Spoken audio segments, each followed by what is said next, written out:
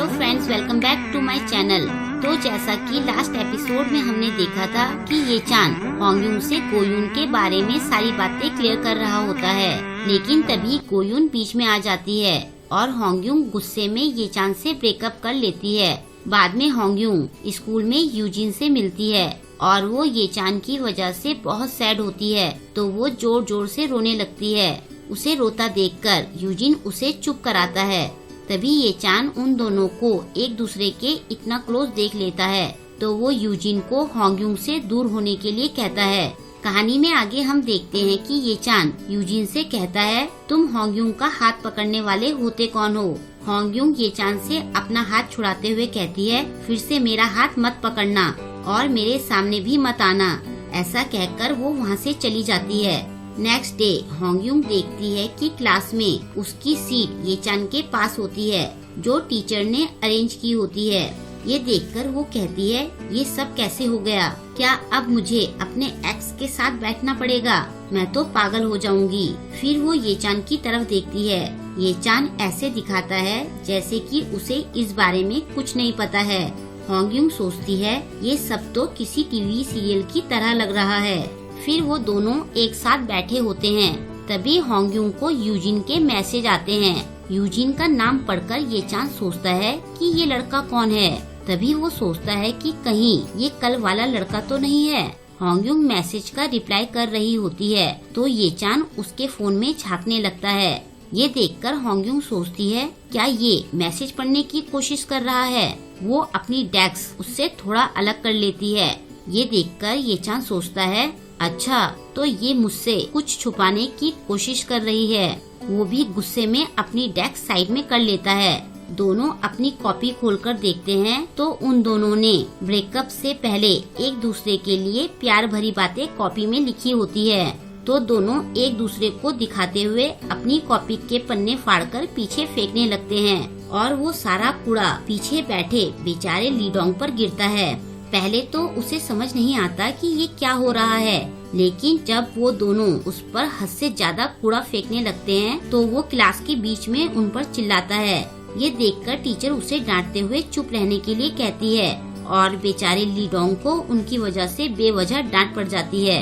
Lunch time में किमजी लीडोंग को जलाने के लिए वू ह्यून की तारीफ करने लगती है। वो कहती है कि छुट्टियों के बाद तो तुम और भी ज्यादा हैंडसम हो गए हो। ये सारी बातें वो लीडोंग की तरफ देखते हुए कहती है। फिर वो वू ह्यून को अपने साथ लंच करने के लिए ले जाती है। बेचारा लीडोंग उन दोनों को जाते हुए देखता रह जाता है।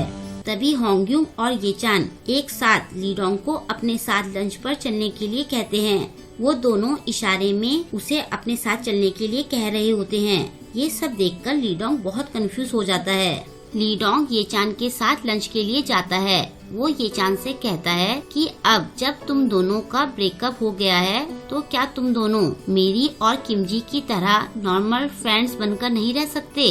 होंगयुन अकेले बैठकर लंच कर रही होती है। तभी यूजिन उसके पास आकर उसे चिप्स का पैकेट देता है और फिर वो उसके पास बैठकर उससे बातें करने लगता है। होंगयुन कहती है कि मैं तुम्हारी सीनियर हूँ। वो कहता है, हम दोनों सेम एज के हैं। होंगयुन उसकी बात पर यकीन नहीं करती, तो वो उसे अपना आईडी कार्ड पर अपनी डेट ऑफ बर्थ दिखाता है। ये देखकर वो कहती है, तो तुम मुझसे जूनियर क्यों हो? क्या तुमने 1 साल का गैप किया है? फिर वो चौंकते हुए पूछती है, क्या तुम भी हेजिन की तरह मॉडल हो? वो कहता है, ऐसा नहीं है, बस मुझे स्कूल लाइफ पसंद नहीं थी। होंगयुन कहती है, तो इतनी सी बात के लिए तुमने 1 साल का गैप कर लिया? क्या तुम्हारे पेरेंट्स ने तुम्हें कुछ नहीं कहा? वो कहता है, मेरे फादर को ये बिल्कुल पसंद नहीं आया। होंगयुन पूछती है, तो अब तुम वापस क्यों आए हो? वो कहता है, मैं यहाँ तुम्हारे साथ टाइम बिताने के लिए आया हूँ। होंगयुन हंसते हुए कहती है, स्कूल को क्या तुमने पार्क समझा हुआ है? तुम्हें क्या लगता है कि मैं सारा टाइम खाली बैठी रहूंगी? मुझे नेक्स्ट ईयर कॉलेज में जाने के लिए पढ़ना है और वैसे भी मुझे सजा मिली है, तो मुझे यहाँ सफाई करनी है। यूजिन कहता है, मैं तुम्हारी सफाई में मदद कर सकता हूँ। इस तरह से हम दोनों साथ में टाइम भी बिता लेंगे और तुम्हारी मदद भी हो जाएगी। होंगयुन कहती है, तुम बहुत अजीब हो। होंग्यूंग और यूजिन को बातें करता देखकर ये चान लीडोंग से पूछता है, क्या तुम उस लड़के को जानते हो? लीडोंग कहता है, वो लड़का रेस्टोरेंट में काम करता था। वो जो भी किमजी और होंग्यूंग से करने के लिए कहता था उन्हें वो करना पड़ता था। ये चान को याद आता है कि होंग्यूंग ने उसे बताया था कि उसके कलीग ने उसे डांटा था। ये चान सोचता है, अच्छा तो वो ये लड़का था। ये चान के पूछने पर लीडोंग बताता है कि उस लड़के का नाम यूजिन है। फिर लीडोंग ये चान से कहता है, देखो मैंने तुम्हारी इतनी हेल्प की है तो अब तुम्हें भी मेरी हेल्प करनी होगी। ये चान कहता है, बताओ मुझे क्या करना है? लीडोंग उसे अपने साथ चलने के लिए कहता है।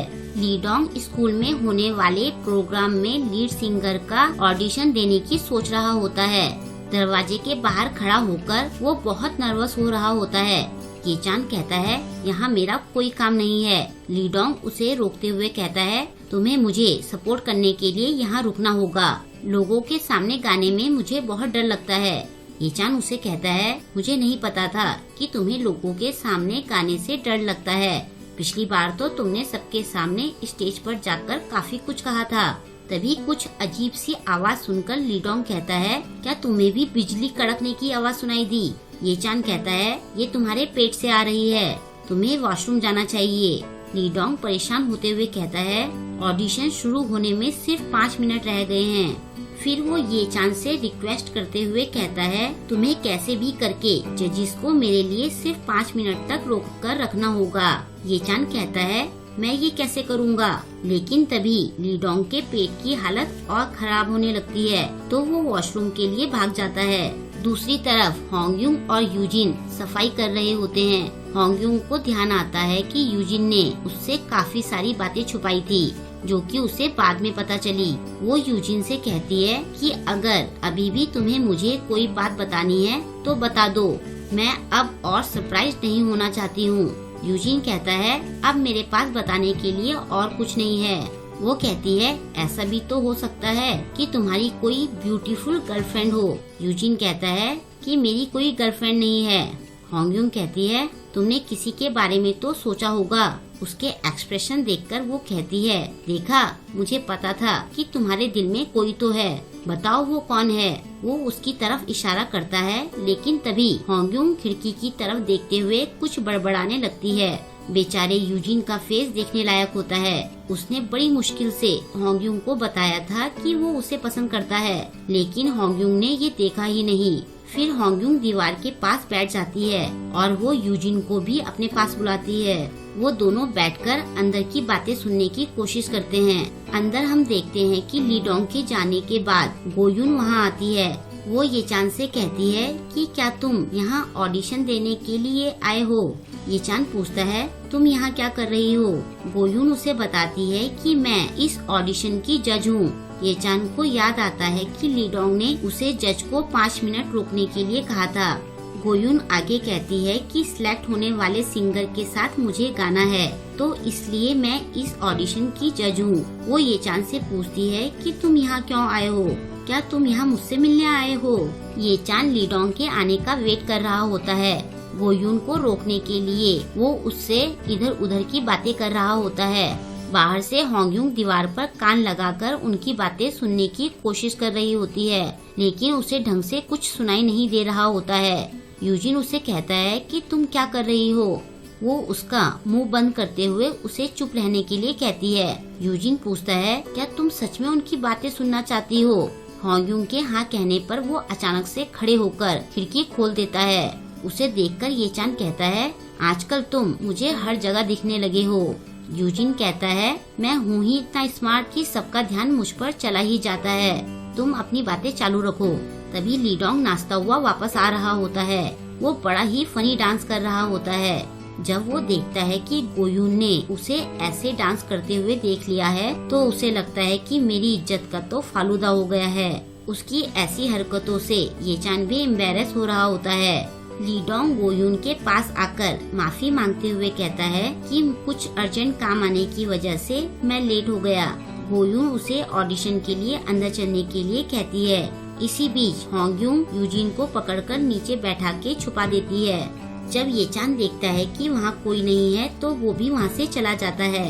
अंदर जाकर लीडोंग अपना गिटार बजाते हुए गाना शुरू करता है और वो सच में बहुत अच्छा गा रहा होता है। गोयुन को भी उसका गाना बहुत पसंद आ रहा होता है। वो उसका गाना सुनकर स्माइल कर रही होती है। बाहर होंगयुंग यूजिन को डांटते हुए कहती है कि तुम्हें खिड़की खोलने की क्या जरूरत थी। वो कहता है कि तुमने ही तो कहा था कि तुम उनकी बातें सुनना चाहती हो। होंगयुंग कहती है मैं छुपकर उनकी बातें सुन तो रही थी, तुम्हारी वजह से मैं पकड़ी जाती। यूजिन कहता है अगर तुम पकड़ी भी जाती तो भी क्या होता। होंगयुंग कहती है तब ये चान को लगता कि मैं अभी भी उसे पसंद करती हूँ। यूजिन उसे समझाते हुए कहता है तुम्हें छुपने की जरूरत नहीं है, तुमने कुछ भी गलत नहीं किया है।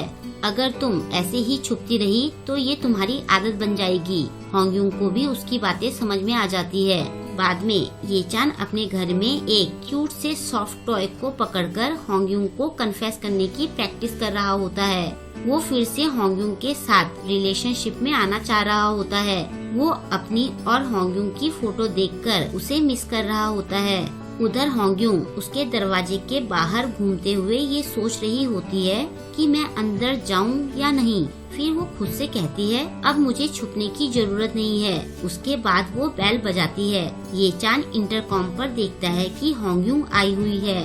वो ये सोचकर हड़बड़ा जाता है कि कहीं होंगयुंग ने मेरी सारी बातें तो नहीं सुन ली। वो वहाँ बिखरी हुई सारी फोटोज को जल्दी से छुपाता है। होंगयुंग दरवाजे को अनलॉक करके अंदर आने वाली होती है। ये देखकर वो जल्दबाजी में पलंग के नीचे छुप जाता है। होंगयुंग अंदर आकर फ्रिज में किमची रखती है। पलंग के नीचे छुपा ये चान सोचता है ये तो मेरा रूम है, मैं उससे क्यों छुप रहा हूँ। होंगयुंग अंदर आकर देखती है कि ये चान कहाँ है। तभी ये चान देखता है कि एक फोटो तो बाहर ही रह गई है। वो पलंग के नीचे से हाथ निकालकर फोटो छुपाने की कोशिश करता है। पलंग के नीचे से हाथ निकलता देखकर होंगयुंग डरकर चिल्ला जाती है। फिर ये चान पलंग के नीचे से बाहर आता है तो उसे देखकर होंगयुंग और जोर से चिल्लाने लगती है। वो ये चान से पूछती है कि तुम वहाँ क्या कर रहे थे। ये चान कहता है पहले तुम ये बताओ कि तुम मेरे रूम में क्या कर रही हो। वो कहती है मैं तो किमची रखने आई थी। ये चान कहता है वो तो तुम दरवाजे के बाहर भी रख सकती थी। वो कहती है मेरी मॉम ने मुझे ये फ्रिज में रखने के लिए कहा था ताकि ये खराब ना हो। ये चान कहता है फिर भी तुम मेरे रूम में ऐसे कैसे आ सकती हो, मैं तुम्हारा एक्स हूँ। अच्छा तो क्या तुम मुझे मिस कर रही थी। वो कहती है क्या तुम पागल हो, मैं भला तुम्हें क्यों मिस करने लगी।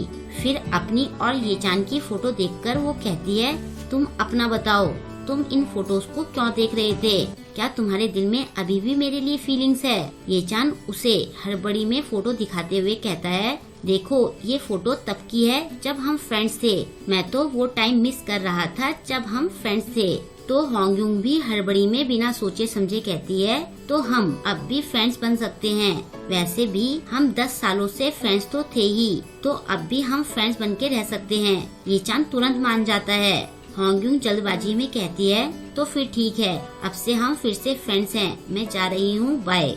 ऐसा कहकर वो वहाँ से भाग जाती है।